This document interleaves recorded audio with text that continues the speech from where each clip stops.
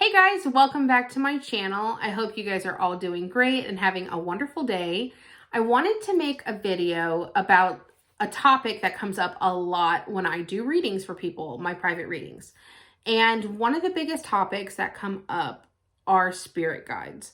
Now, disclaimer, I'm only going off of what I pick up off of other people and what I know for myself to be true and just what I believe based on that knowledge that I do have.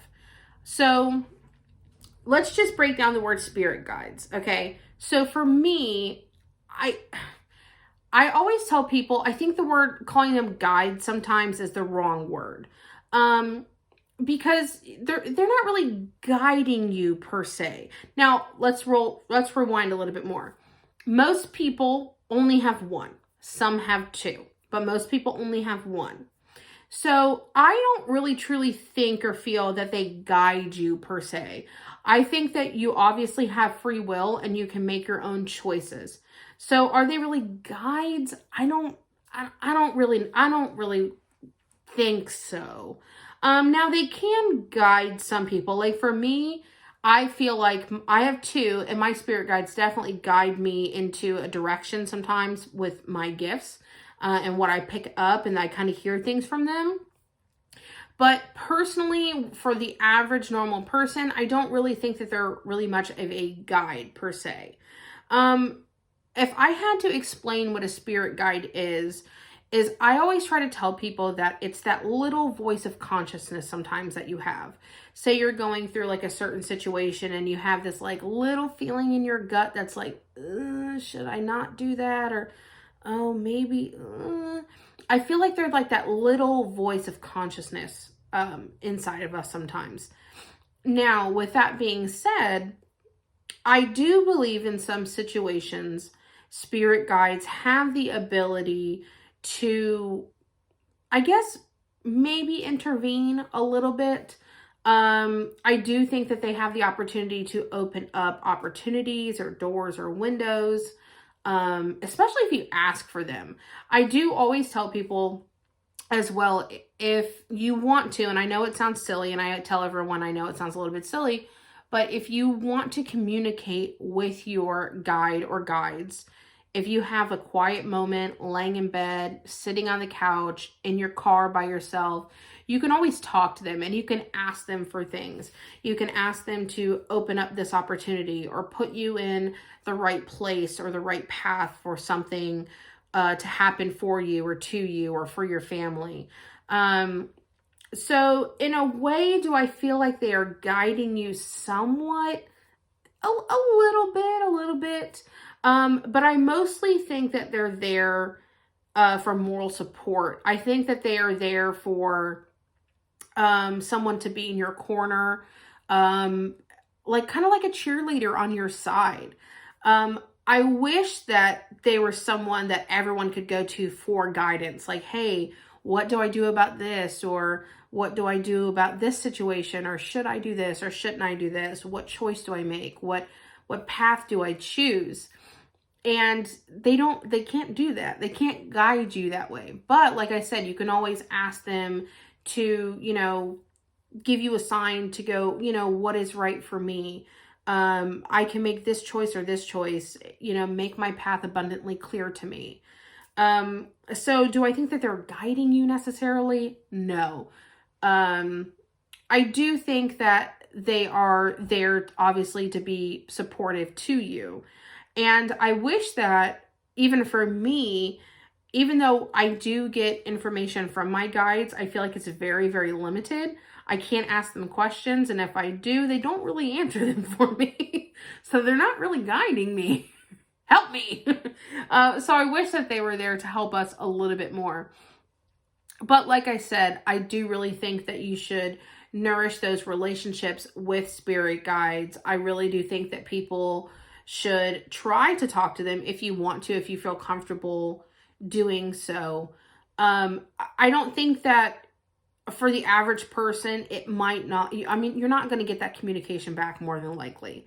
But if you ask for certain signs, they might eventually come along. As far as seeing them or anything like that, people ask me about seeing them.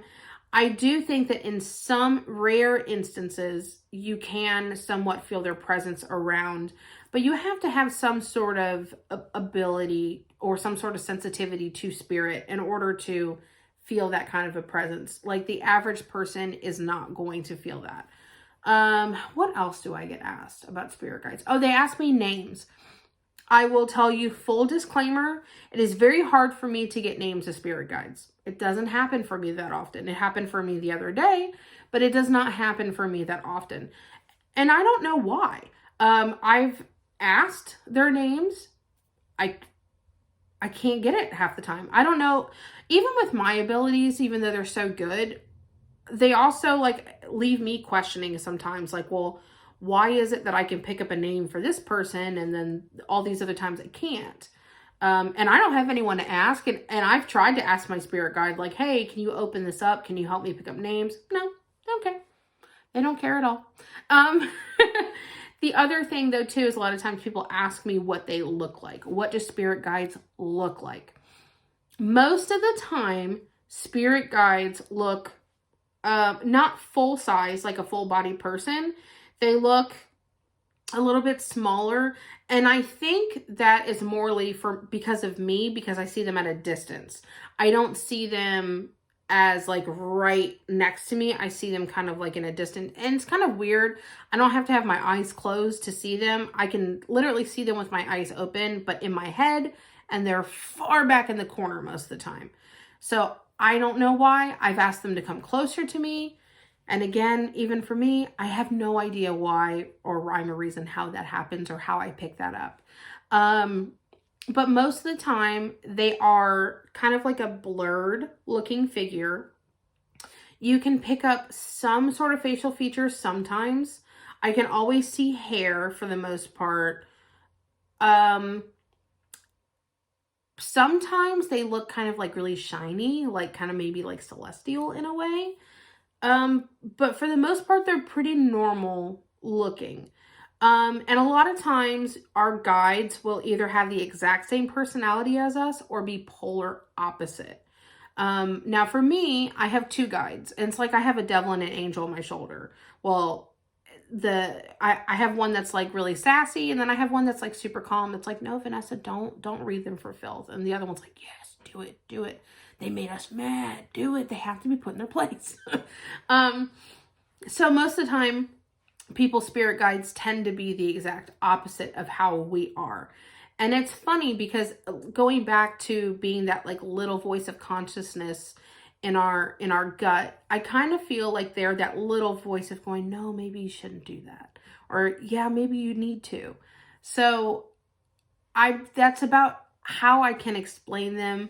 I do get asked that so much, and I love to be able to explain this to everybody. That's about it for this video. If you've made it all the way through the video, if you have any questions about spirit guides whatsoever, please ask me down below. Drop me a comment, a little emoji. Let me know what you want your next video to be about. But that's all for this one. If you guys want any private readings or anything, the booking information will be down below in the description box. And I'll see you in the next one. Bye.